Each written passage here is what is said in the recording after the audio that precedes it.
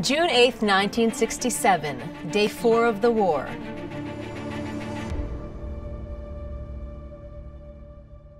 During the first 3 days of the Six-Day War, Israel had neutralized the threats from Egypt in the south and Jordan in the east. The Egyptians were in retreat, as were Arab forces in the West Bank. But June 8th began with one of the most tragic accidents of the war.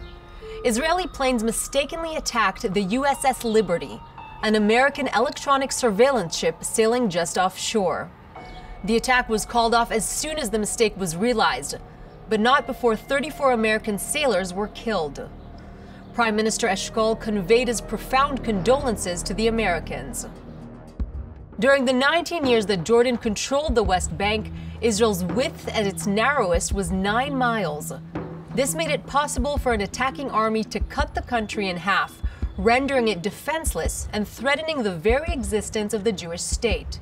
It also made it possible for enemy forces to shell and bomb Israeli coastal cities like Tel Aviv from the hills of the West Bank.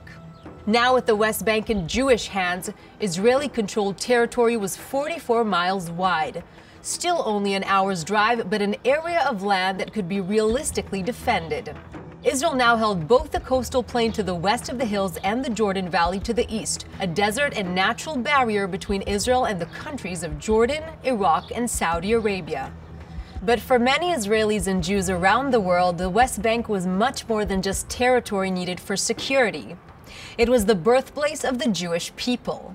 Also known by the biblical names of Judea and Samaria, the West Bank was the home of the Jewish patriarchs of the Bible, Abraham, Isaac, and Jacob. It had been central to Jewish identity and had maintained continuous Jewish presence for 3,000 years. The fact that it was now under the control of a Jewish state was deeply moving for many people worldwide.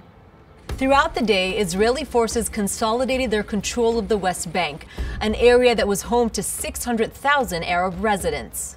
Meanwhile, in the south, Israeli forces pushed towards the Suez Canal, leading Egypt to accept a ceasefire late that night. In the north, however, Syrian artillery bombardment continued all along the border. Israel now moved to focus its forces on Syria.